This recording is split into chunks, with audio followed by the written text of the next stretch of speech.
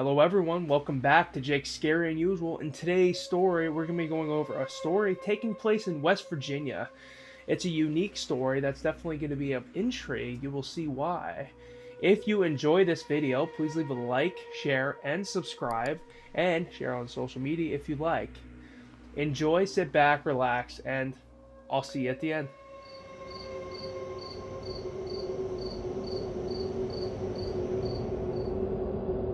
It was the year 1984, and David and Sarah were going to middle school.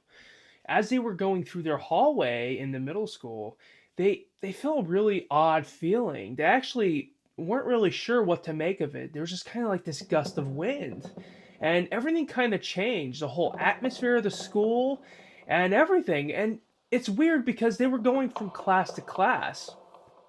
Everyone else already made it. They just happened to be last, and that's what makes it really eerie, is because this gust of wind was really cold, like more oddly cold than normal. It's like someone left the back door open in the school.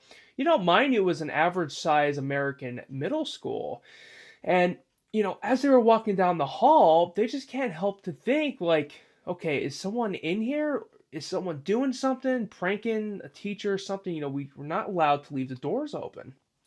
So they go down to the back door and they saw there's these mud prints on the ground right where the back door is. And they're just really confused at this point. Now, mind you, they're brother and sister. They always hang out together. Really good friends as brother and sister. Good relationship. Everything's great. So they always go investigate things together. But they're about to be late to their next class. So they're looking at the ground and they're looking at the mud tracks. They're like, these are really weird. There's 6 like toe marks in each one of these mud tracks. And they couldn't really make out what it was or what type of creature it actually could have been.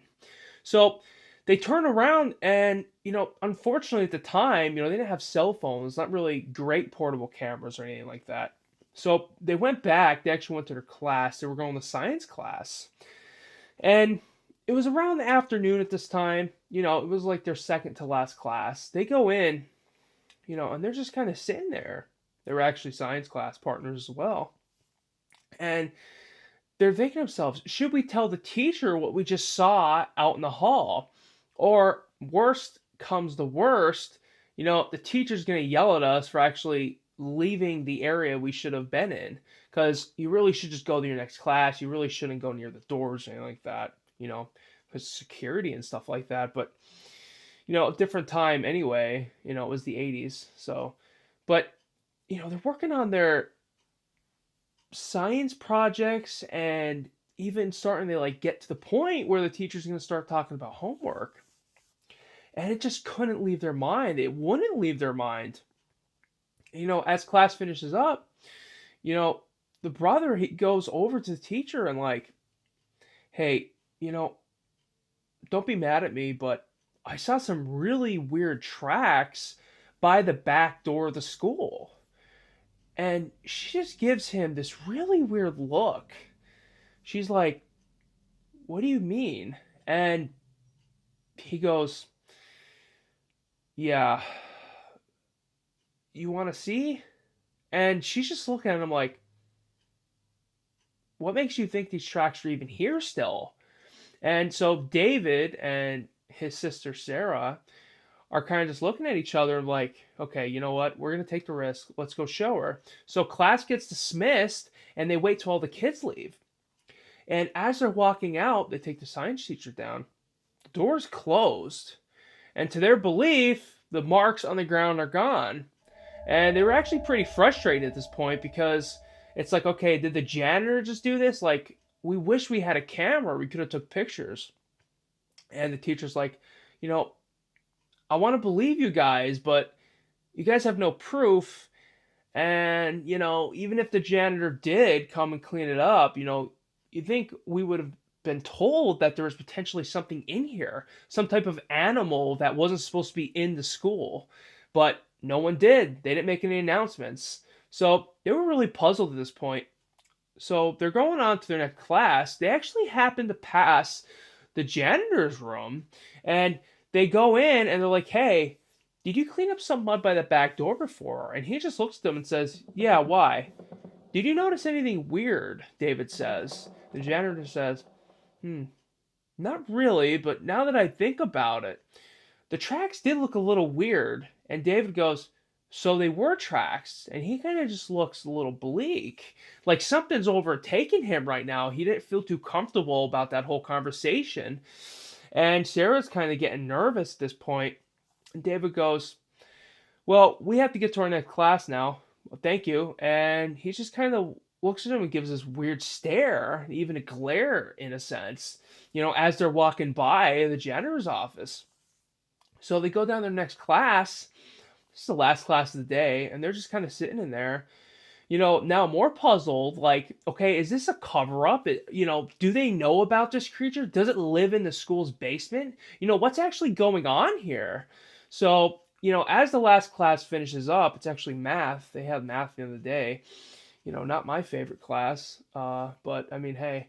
And so they finish up, they leave the school, they start walking home, and it's about a mile and a half for them because they didn't need a bus. It wasn't that far. Actually, it was a more rural area.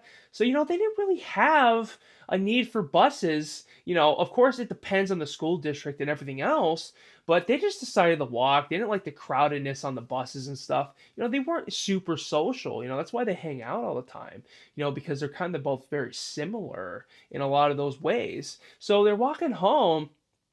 It's just real long stretch of road, and it's mostly uphill. So as they come to school, they have to go down this long hill, Sarah and David. But actually on the way home, they have to go up. It was around 3:30 at the time, and it started to storm. And they're walking up this hill, and they just can't help but feel really uncomfortable and uneasy, like something's watching them as they walk up this hill. It didn't make much sense to them at the time, but shortly after that, they both look up on top of this hill off to the left, and they see this thing kind of hunched over, staring at them, like the head's like this, and its body's like all like packed up like that. And they weren't make of this thing. It was just a really off-putting feeling. And they're making their way up this hill more, and it starts pouring more. I mean, this rain is really coming down at this point. I mean, it's storming. It's starting to flash flood in the area they're walking up of this hill.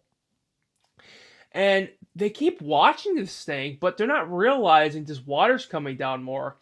And as they're looking at this thing, there's a landslide coming down towards them. So it was kind of like this, and it comes down the road. And as they're looking, they could feel it, and they look down, and their feet are covered in mud, and they see rocks and boulders coming at them. Like, we need to move. We need to get out of this area, like, really quick. This isn't going to be good if we stay here. So they have to get on the other side of the guard railing, as this mud is rushing down the road. I mean, they can't be in this place anymore. They have to move. This isn't good for them. So they're moving up the guardrail, and they're getting past the landslide. But these boulders and rocks are coming down even harder now. And actually a boulder, as David's going, it goes right through the guardrail, and he's freaked. I mean, he stopped right where he is. He's like, I don't want to go anymore. I'm frozen. And, Sarah's kind of talking to him like, hey, we need to keep moving. We can't actually stay here.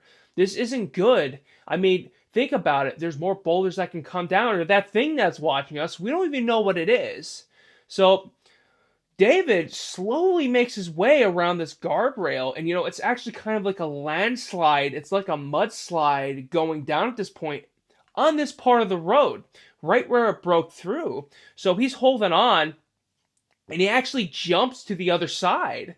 And Sarah's looking at him, and she's like, okay, you need to catch me, or I'm going to be taken down off the right side of the cliff of this road. And he wasn't going to have that.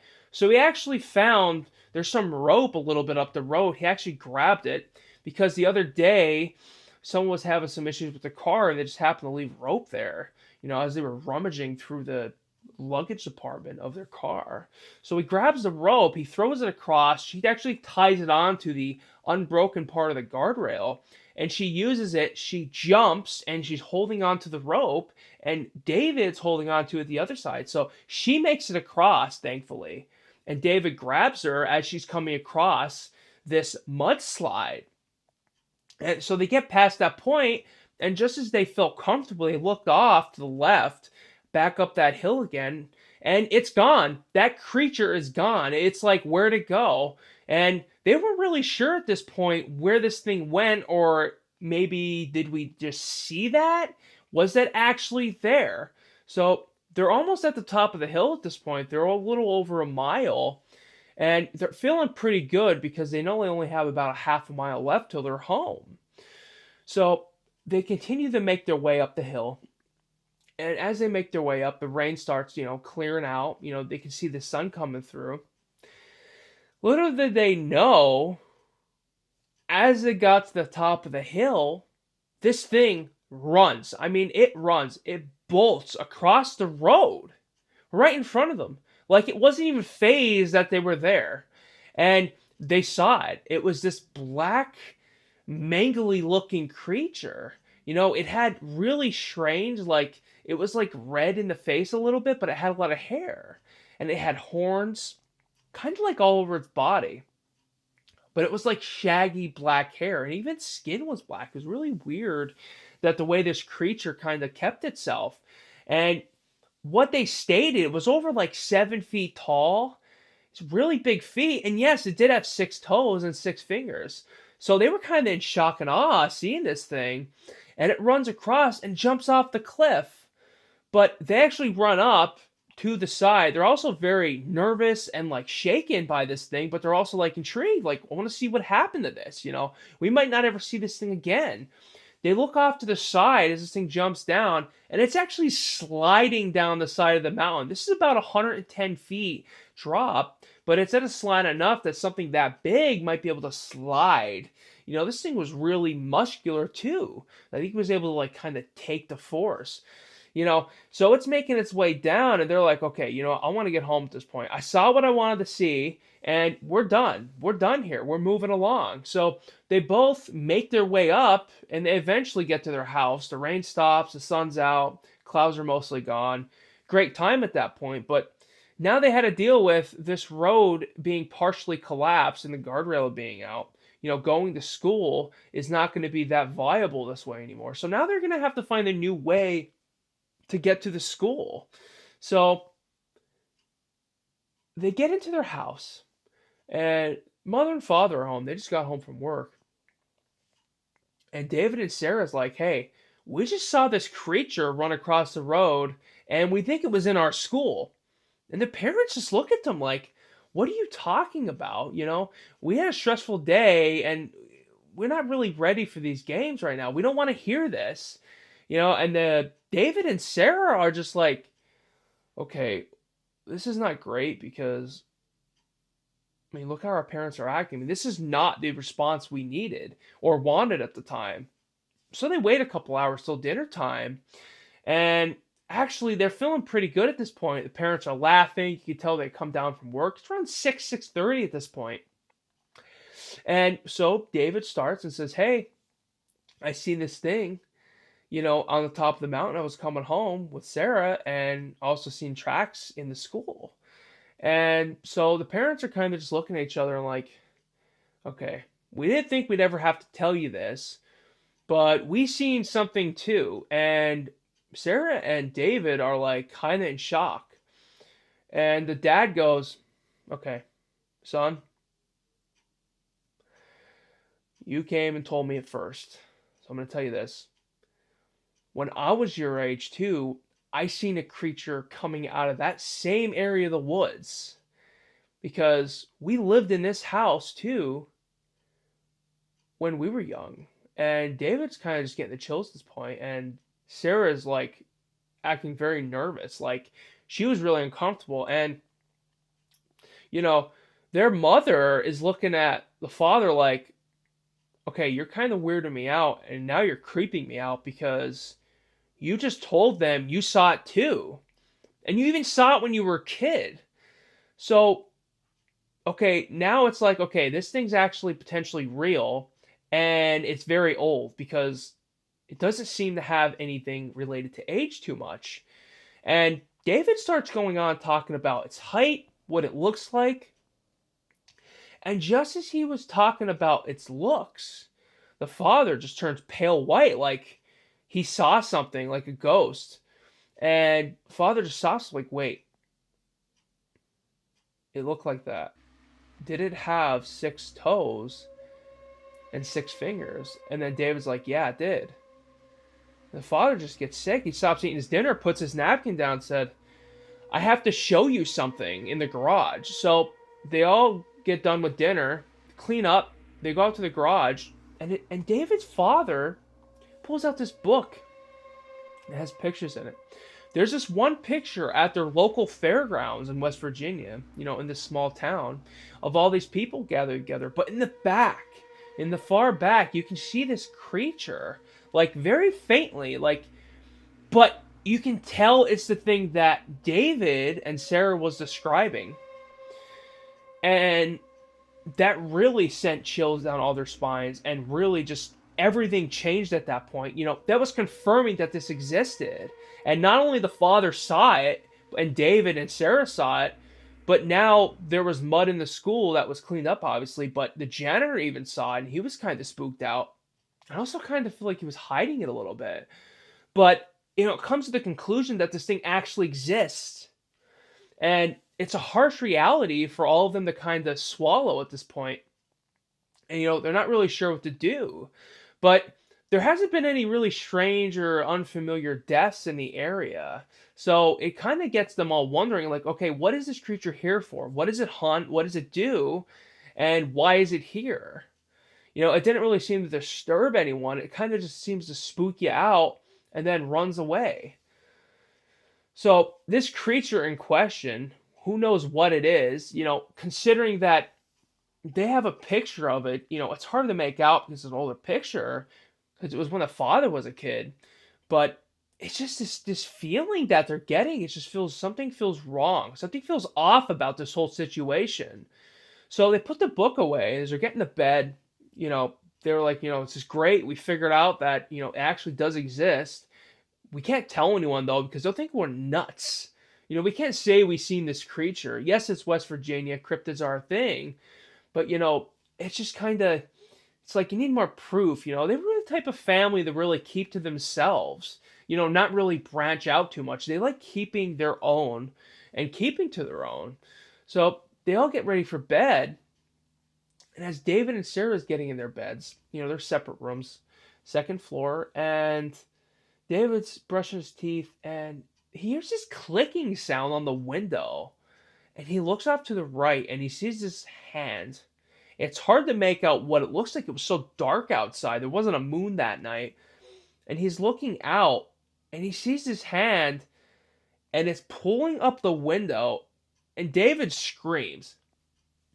As David screams, Sarah and the parents come rushing to the bathroom, and they realize the window's open, but there's nothing there.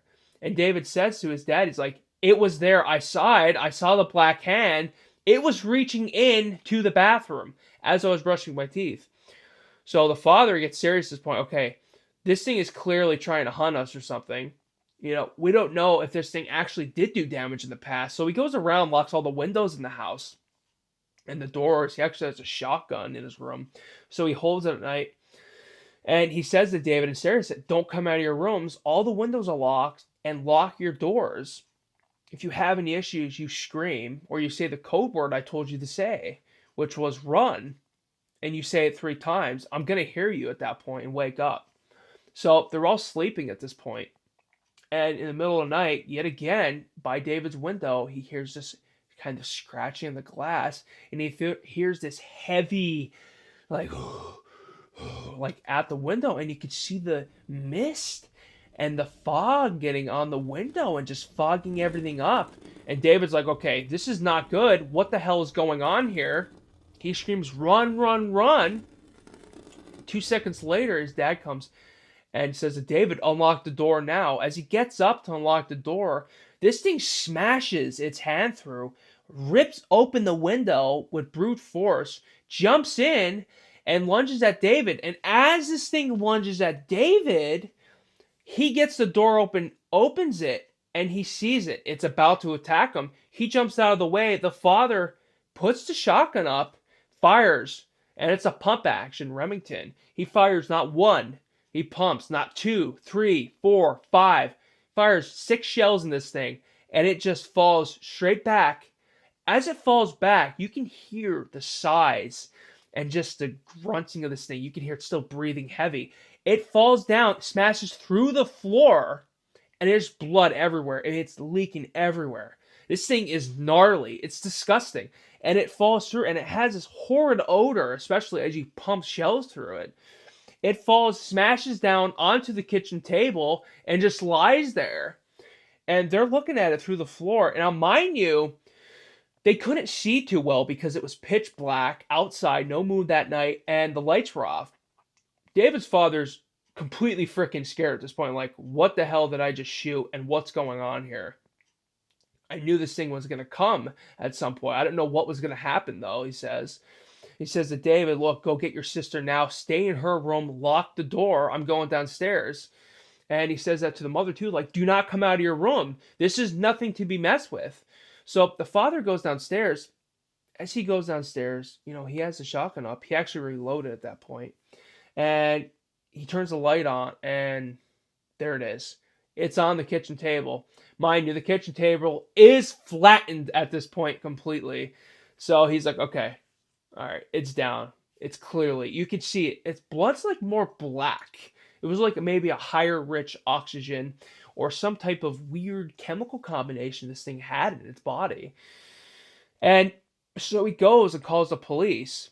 And this smell in this house is so bad. I mean, it's actually like kind of bubbling a little bit on the wood, but the wood itself isn't deteriorating, but the blood is. It's like, okay, what's going on? Is it the composition of the air kind of making the blood boil? We don't know, and that's the weird stuff about this thing. And it was obviously a cryptid.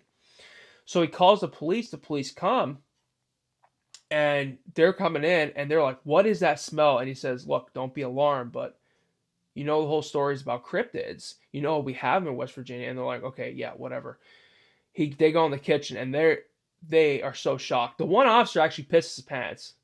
I know it sounds horrible, but he literally pissed his pants. He was so scared and so like distressed. And the other officer's like, we need to call the FBI immediately. And I have a few other numbers I need to call. So they call up all these people. The officer says on the phone, we have a cryptid, and we have a problem. And the FBI agent goes, I got that. What's the problem? He says, it has that blood. And he's like, understood.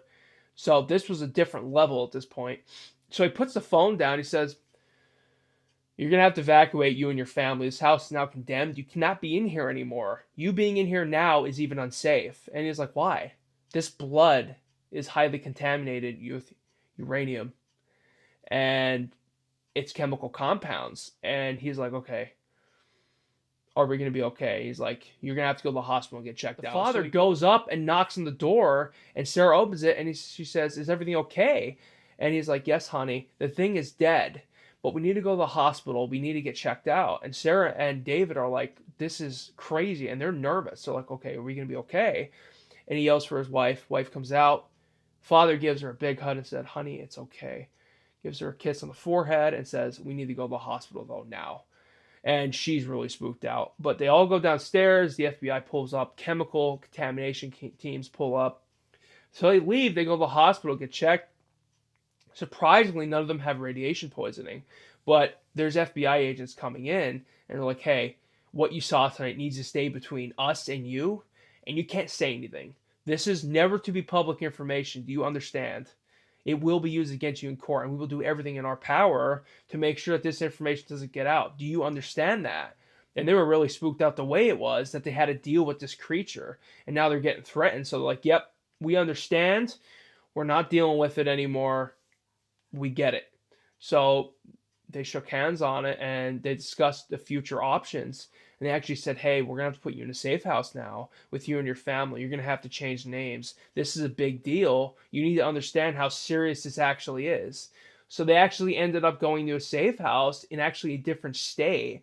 It was actually down in Texas. They made a move all the way down to Texas because this whole situation was so serious, and how everything was taken was so serious that they had to move.